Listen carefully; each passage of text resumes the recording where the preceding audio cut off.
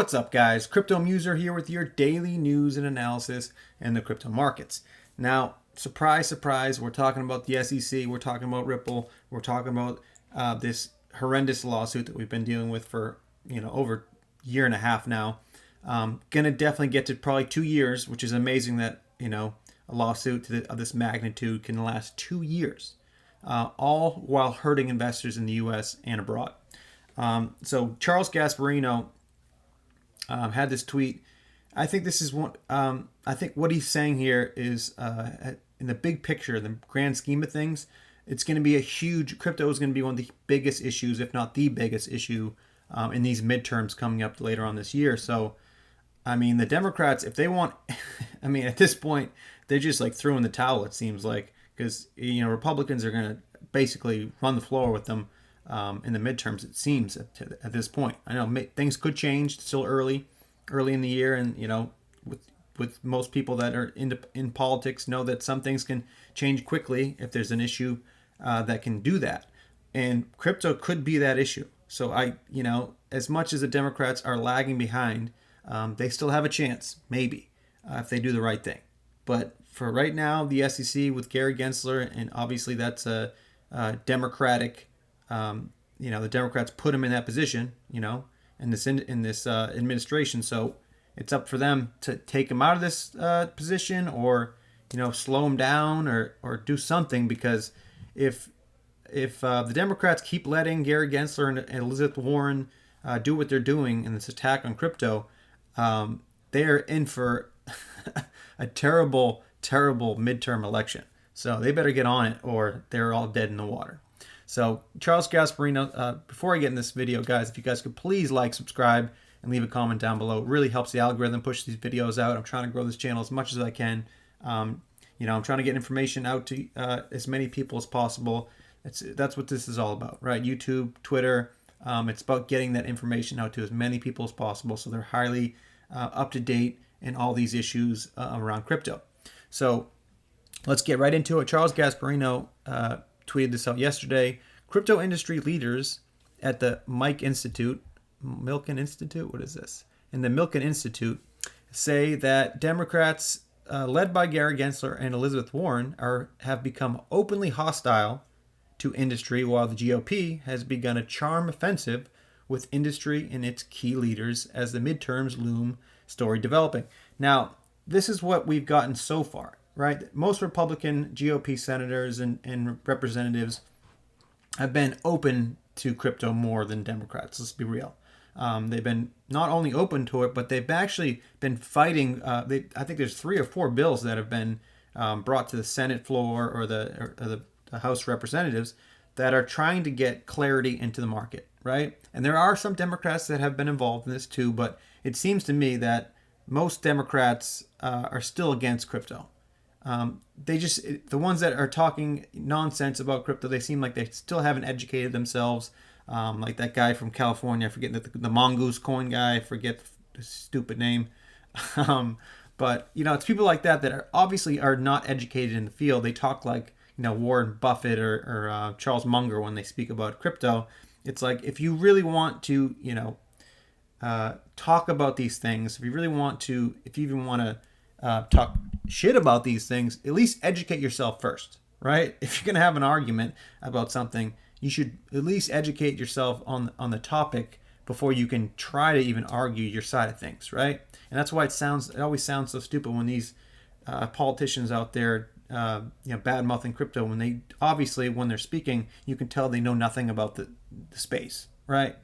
So it seems to me that most or more Republicans are educating themselves. You see Tom Emmer, you see Warren Davidson, Cynthia Loomis.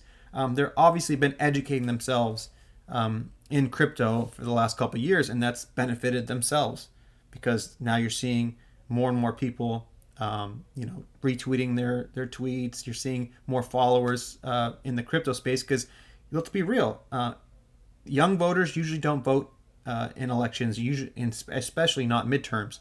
But if you get that 18 to 40-year-old vote for crypto in these midterms, that goes a long way, and that basically could be the biggest, the biggest issue or topic moving into these midterms. So the Democrats better get on this, or they will get left behind, and we will have, Gary Gensler will be basically in front of the Senate and the House the whole time, the next 2 years. So they better get on it, or they're going to be left behind. We know it, but we'll see what happens. I guess a lot of things can change with politics for sure from now till November. So I guess time will tell. So the next thing I want to show you guys is John Deaton tweeted this out. Protecting investors is not synonymous with filing enforcement actions. The Ripple XRP case has proven that the ones who get hurt are retail crypto holders. And that is so true. And this is in response to Hester Peirce, which is, you got to give it to Hester. She's always, sometimes she is quiet, and it's tough to we badmouth her sometimes, and then we love her other times. It's tough. She's in a tough position, 100%. She's, the one commissioner at the SEC that I feel is not okay with everything the SEC has been doing. So she has been vocal sometimes, like I said, but other times she kind of keeps quiet, which is questionable. But this time, this is in response, if you think about it, this is in response of the SEC bolstering their crypto unit and like doubling in size to go after so-called bad actors and protecting investors, which is absolute BS. And Hester Peirce is calling out the BS, saying the SEC is a regulatory agency with an enforcement division, not an enforcement agency. Why are we leading with enforcement in crypto? I mean, you better ask your buddy Gary Gensler that, because for some reason, this regulation by enforcement strategy seems to be the only way Gary Gensler knows how to do it. And as we know, it's hurting innovation in this country, and it's hurting investors in this country. And those two things are so detrimental to the United States financial, system moving forward. So they better get on this. And it's good to see Hester Peirce, speaking out. Like I said, she sometimes is quiet, and I hate her sometimes, but I love her other times. So it's crypto mom. I guess that's the way she things deal with the way we have to deal with it with her. So Library tweeted this out. The SEC, you got to give it to Library. They're always, anytime they have a chance to give a nice shot to the SEC, they do it, and they do it with fashion. The SEC getting publicly dragged by its own commissioner, even by government standards. The SEC is a special class of dysfunctional. I mean, it's so true. I mean, if you have a commissioner within the SEC basically bad-mouthing your decisions, I mean, obviously there's something going on within the SEC. There's an internal battle within the SEC at the moment. I mean, 100%. And, the messed up thing about all this is they're making this political. They're making it left and right, which it shouldn't be. This should be the most, if you think about crypto and the way it levels the playing field for ordinary people out there, you'd think that this would be the most bipartisan thing going on in the government right now. But for some reason, they like to make everything political. So they're trying to make it left, right. But at some point, they have to figure out, the Democrats have to figure out that this is good for people. This is good for everybody. Crypto is changing the world and making it a better place. It's like, how could you, if you do any research at all into this space, how could you think this is bad for anything, right? It's like Democrats should be, any progressive, if you think about it, right? Progressives should be all over this. But for some reason, it's the libertarians and conservatives that are leading in the space. And that has to change. Like I said in the beginning of the video, if the Democrats want any chance in these midterms, they better get on this and start leading in this space.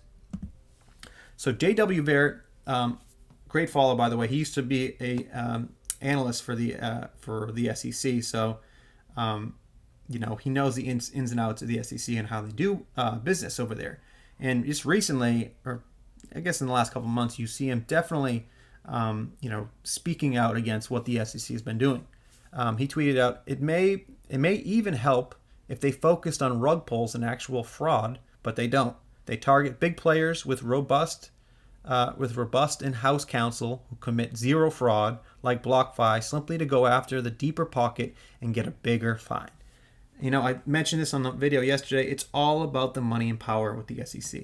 They want to go after these big companies like Ripple and BlockFi and Coinbase because they want a big settlement. They like the big headline of, SEC settlement for, hundreds of millions of dollars, a big win for the SEC. And it's like we've talked about, it's all about this mob mentality of getting that payoff, right? They're not going after fraudulent actors. They're not going after pump and dump schemes. They're not going after, phishing schemes. All these fraudulent, scams you see all over crypto. The SEC does nothing about protecting investors in that way. But then they claim to protect investors by, going after some of the biggest companies that are actually helping investors, right? BlockFi, Celsius, they're offering everyday investors great products where that they can actually earn on their crypto holdings. They can earn, stable coins. What a great product in DeFi where you can put your money in a stable coin, right? Stable, it's, for people that don't like the volatility of crypto, put it in a stable coin, earn anywhere from 8 to 10% on your stable coin, just holding it on that platform. That's a no-brainer. And for some reason, that's, investors, that's to protect investors. We don't want them earning that kind of interest on their stable coins. They'd rather us put it in a bank and earn 0.05%. Like, how is that protecting investors? That is not. That's obviously protecting the institutions that will get hurt from these DeFi products. So it's not rocket science to see where the SEC stance is. They're not protecting investors. They're protecting the banks. Bottom line. Can they even hide it anymore? No. Right? So this is along those same lines. This is John Deaton. Read this thread going over the SEC's beefed up crypto enforcement staff. If you weren't convinced before that Gary Gensler is at war with crypto, you have to be after knowing this. Now, I'm not going to read this whole thread, but just read. This is some of the products that the SEC are going after just to supposedly protect investors. The expanded crypto assets and crypto unit will leverage the agency's expertise to ensure investors are protected in the crypto markets with a focus on investigating securities law violations related to crypto asset offerings, crypto asset exchanges, crypto asset lending and staking products, because that's, those are so detrimental to investors to be able to earn money and earn passive income. Decentralized finance, DeFi platforms, non-fungible tokens, and stablecoins. Now, those are the best products out there for the average investor, right? And for one, you don't have to be a accredited investor to do this. And now you do, right? Now in Celsius and on Nexo and all these great platforms that were out there, now you have to be, if they dealt with the SEC, after the SEC basically told them, all right, give us the fine, and now you can offer these products. Now the only products they can offer to Americans, U.S. investors, is if you're an accredited investor, right? If you're basically a rich person, or you're outside the U.S. So U.S. investors, your average U.S. investor, you're locked out of these great products. But don't worry, we're doing this to protect you guys. Give me a break, dude. Like, how can they even mention investor protection in the same breath and then take these great products away from us so we can't use them? It's just the most, like I keep saying on these videos, the most un-American thing that I could possibly, see is to take those investment opportunities away from the people that actually need those investment opportunities to get themselves out of the hole that they've been put in, basically, in the last couple of years with this nonsense we've been dealing with. It's unbelievable. Unbelievable that the SEC is allowed to do this. And I will keep making these videos to call them out for this nonsense because, it's the only power we have is the power to get the message out there, to keep writing your senators, keep being vocal because it's the only thing we can do, right? Vote for sure in the midterms, but definitely, put it back, retweet, make your own YouTube channel. Get it out there, get the information out there because at some point in time, they can't ignore us forever, right? At some point in time, Congress, somebody is going to have to step in and shut down the SEC. And I 100% think that there will be an investigation into the SEC's dealings in the last 4 or 5, 6 years. And, I can't wait to really get the full picture, the full story of how, corrupt the SEC has been with crypto since basically the inception, right? JP Morgan, Ethereum, SEC, Alibaba, the connections are there. They just need an investigation. We already have most of the evidence. You see it if you look at Crypto Law channel with John Deaton and Digital Asset Investor and Stefan Huber. These guys have the evidence, right? It's just up to Congress to finally start the investigation. Bottom line, and it's going to happen. So John Deaton, speaking of John Deaton, tweeted this out, and I think this is one of the big things that people don't really get, right? Brad Garlinghouse says this as well, but respectfully a correction. The United States doesn't consider XRP a security. Only one arm of the U.S. government, the SEC, considers XRP a security, while the different arm, FinCEN, considers XRP a convertible virtual currency. So this is in response to this graph down here, where every single major country in the world, right, every single one, says XRP is not a security. And then in the U.S., not the whole U.S., just one arm of the U.S. government, the SEC, considers XRP or is claiming that XRP is a security. Is that? I mean, how are they going to claim that this is to protect investors? How are they going to claim this is for the better for the U.S. to claim to be the only person, or it's not the only person, the only group or arm of the government that claims that XRP is a security?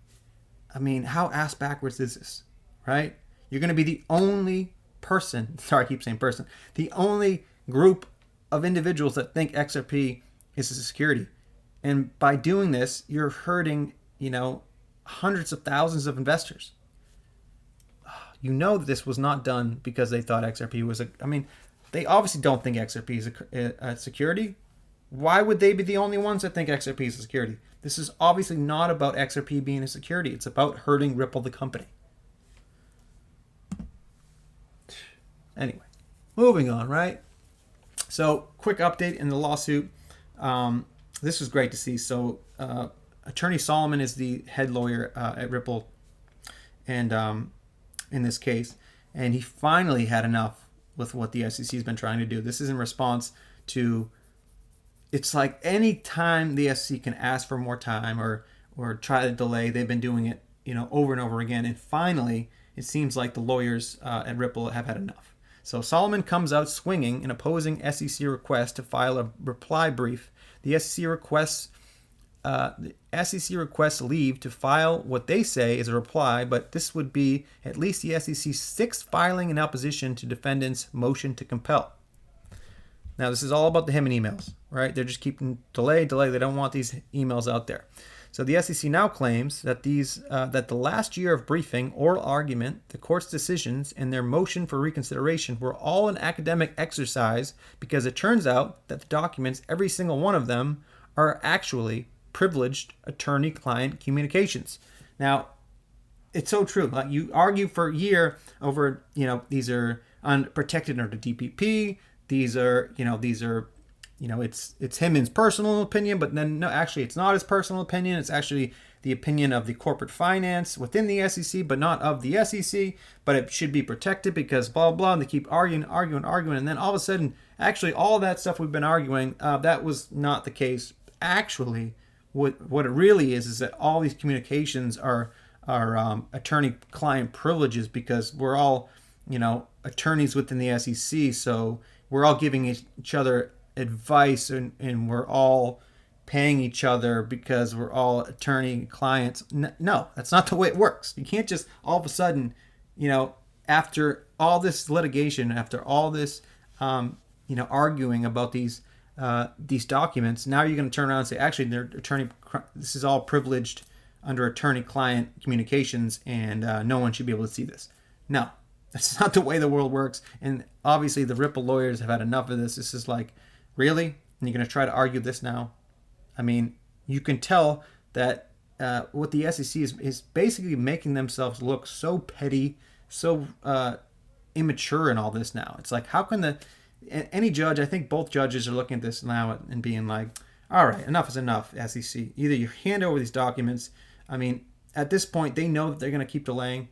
So the judges, I think, see this for what it is. Any outside person looking into this case, you can tell that the SEC is backed into a corner here. You can tell that they're the ones that brought this lawsuit against Ripple, and then they're the ones that are delaying at all costs. So what does that tell you? It means that the SEC has the weak hand, right? So I still think a settlement is coming soon enough. I just don't believe the SEC will let this, go all the way to the summary judgment. I just don't believe that they're going to allow those emails to be handed over. So Jeremy Hogan, finally, I feel like Ripple has taken the gloves off and is talking about how ridiculous the SEC's litigation tactics surrounding the Hyman emails are. The judge may still allow the certiorari reply, but at least Ripple is calling out the delay tactics strongly. I mean, that's all you can ask for, right? I mean, yes, I think everybody, even the people within the SEC and Ripple, know that these tactics are ridiculous. They have no shame, obviously, the SEC, because they're going to keep trying to do this, but at least Ripple's calling them out, right? Even if they don't win this, this denial of this delay, which it seems like they probably won't, because the judge has given the SEC,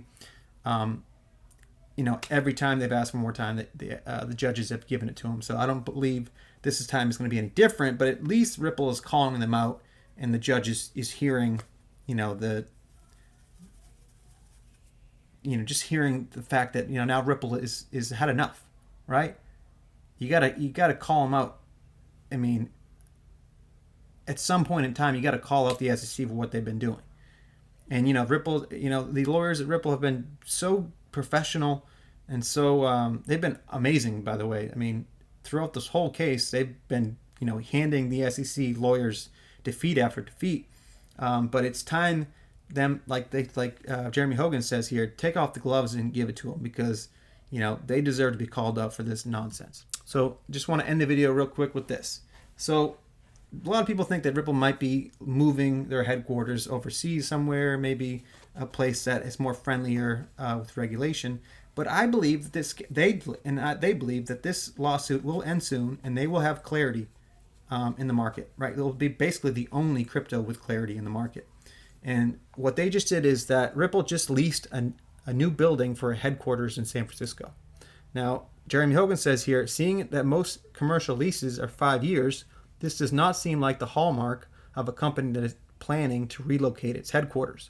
Fintech Ripple leases entire building for new headquarters in San Francisco.